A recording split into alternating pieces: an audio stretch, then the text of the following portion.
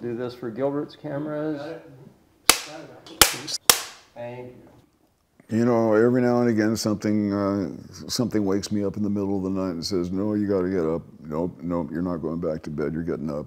Yep, you're going to have to sit down with the guitar." And yeah, it's part of the gig. And that comes to you, you got to do it. Is it a challenge still? The blank page is the greatest challenge life has to offer, as far as I can see. You know, what is worth saying? What's worth saying anymore? Especially in an era where it's just wall-to-wall universal output and everybody's saying something. When you're writing a song, you're writing something that can't be said with words alone, can't be done with music alone. It takes words and music, maybe offer a new insight into something that's otherwise been said a million times. Those new insights are, you know, they're hard to find. They're hard to come by. Satisfying when they do come. Yeah. Is there a particular metaphor in being in the band, or is it what you know?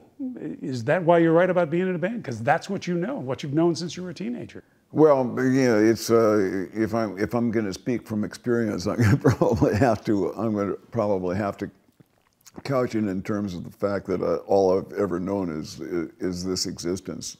I've been a performing musician all my days, and some people are given, even me, from time to time, are given to the notion that I'm speaking from my own experience, when really, in reality, I'm speaking from some sort of mythical place when that character comes through me. That's mythos back there that's coming through, and all I'm doing is letting the character step through. As far as I'm concerned, I'm not there. Or at least if I've done my job, I'm out of the picture.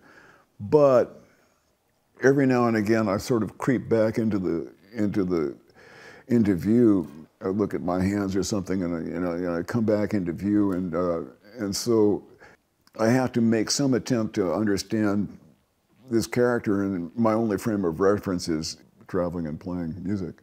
What would you tell that teenager from Palo Alto, who you were? If I had to tell him anything, I'd just tell him good luck. That's all you can hope for. One of the things I've heard, though, is that you know, the harder you work, the more luck you have. Oh yeah, for sure. And I'm not real shy about working. I will put my shoulder to the wheel. You know, I'm as lazy as the next guy, but I found something that I love doing, and that helped me overcome my basic laziness. And once I get into it, I can't stop. After working at this for as many years as I have, a lot more doors are open to me now, and I'll be stir-fried if I'm just gonna walk past that. If you've worked for your entire life to be able to work with a symphony orchestra on a meaningful level, how can you pass that up? Is any of this at all related to the fact that Jerry left so soon? That you see things that maybe you would have been doing together, or you're doing this because he left so soon? Well, he left some unfinished business, and I'm going to do my best. We were partners. I'm going to do my best to tidy some stuff up for him. He was a dear friend of mine. You know, that's what you do for your friends. In the Grateful Dead, he sang his songs, you sang your songs. You now sing his songs as well. Yeah, those songs need to live, and they need to live and breathe and grow, because they're living critters. If I may wax hippie metaphysical for you, not long ago, Jerry came to me in a dream. He does this from time to time, and he wanted to introduce to me a song. It was a jazz ballad, I think, that we were going to sing a duet on, and he invited the song into the room, and in the dream it was like an enormous ethereal kind of English sheepdog. It came in and it sniffed me, and you know, I batted around a little bit, and back and forth a little bit, and we immediately got established a little rapport there, and then we settled in and we started singing it. And a song is a living critter. It's the characters in those songs are real. They live some other world. They live in some other world, and they come and visit us through the musicians, through the artists who have dedicated their lives to being that medium, and inviting those critters from other worlds to come and visit our world and entertain the folks, because that's all they want to do. Is they want to meet us, and we meet them. That's what we do. Living things change over time, and that's certainly something that you've done throughout your musical career. A song isn't the same way twice often. There's certainly many other artists. There's a song, it's a record, you perform it exactly as it is on the record, or the fans aren't going to be happy. That's the way some folks do it. That would be way too restrictive for the songs that come through us to our world. I guess some songs want to be the way they are and don't want to grow and don't want to evolve. And I guess they pick other artists because they know that they'll be exactly the way that they want to be. It's a lot of work. Why take this on? I think it's just got to get done. Bach made something of a career of dressing up gypsy fiddle tunes. And our music more or less comes from folk roots, but we halfway dressed it up and made it, I guess, what you'd call popular music. But that extra step to put it into the classical realm, it illustrates to me that that there's a continuum from folk music all the way through the most formal classical music. Giancarlo has managed to put on a page what it was that we were reaching for when we were playing, because we all always had this philharmonic notion of what we were up to. That was always going on when we were playing. If I was playing a line, I was thinking, the horns would love this. This is a horn line, and Jerry would hear it, or the guys in the band would hear it that way. But now we can actually assign it to horns. Our body of work, the Grateful Dead's body of work, really does stand up to considerable scrutiny and passes a lot of tests with flying colors.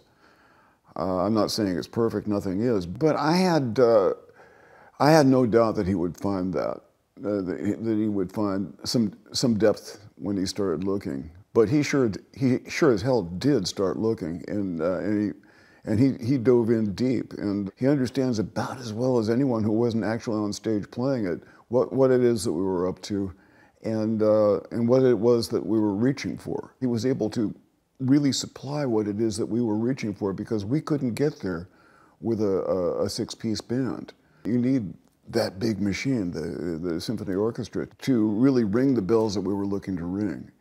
But a symphony orchestra is a much different machine than a six-piece band, with all kinds of discipline that you haven't generally had in your music. Improvisational, loose, no real leader often. Right. It's a long way from where you just play a section of the song until everybody's had enough of it, and then you move on. When you're working with a symphony orchestra, it has to be on the page, it has to be written. Now, we are approaching this with the intention of taking certain sections of the songs and extending them as long as we feel like doing, and we have some techniques that we're exploring. Boy, it's really kind of exciting. So the count for this one has to be 1, 2, 3, 4, go, 2, 3, pop, pop, pop, pop. Okay? That's how it starts. There is a fake count. In the rehearsal, we see Giancarlo. He's the boss. What's that like? As much as there's been a boss in your bands recently, you've been the boss. What's it like to have somebody else up there telling you what to do? Well, I'm used to that because Jerry and I used to pretty much run the show. When Jerry was singing, I was more or less the de facto band leader. When I was singing, Jerry was more or less the de facto band leader. That was the mode of operation, you know, to some degree. If somebody else had the goodie, as we say, at any given point, then they would take over that role. Otherwise, you know, our normal operational mode was that the guys in the band would more or less focus on two things: the body language of the guy who was singing the song, and then the direction of the other front man who was more or less, you know, it was his job to kind of dictate the dynamics, and it was all very loosely done. So I'm used to working with somebody anyway, and it's not like Giancarlo's the boss. It's because really the boss is the character in the song, and both Giancarlo and I serve the character in the song. But he's watching my body language and feeling me out. You know, me, the guy, as opposed to the guy in the song, and seeing where I figure, where I've sort of intuited where the character in the song wants to take the tune, and then he directs the rest, me and the rest of the band to go there in a way that he knows will happen, and then we have a back and forth with the orchestra that we just sort of feel out. It's a complicated arrangement. When you're on stage there, that all the orchestra players are going to have music in front of them for everything, for every song. I understand you don't read music. Right. You have to remember everything. You know, I put some work into this. I have to because I'm dyslexic in the extreme, and I'm not going to read music, or you know, I can write about as fast as I can read. I have to commit all this to memory, and then decide what I'm going to do about this section, that section, whatever. I'm still working on it.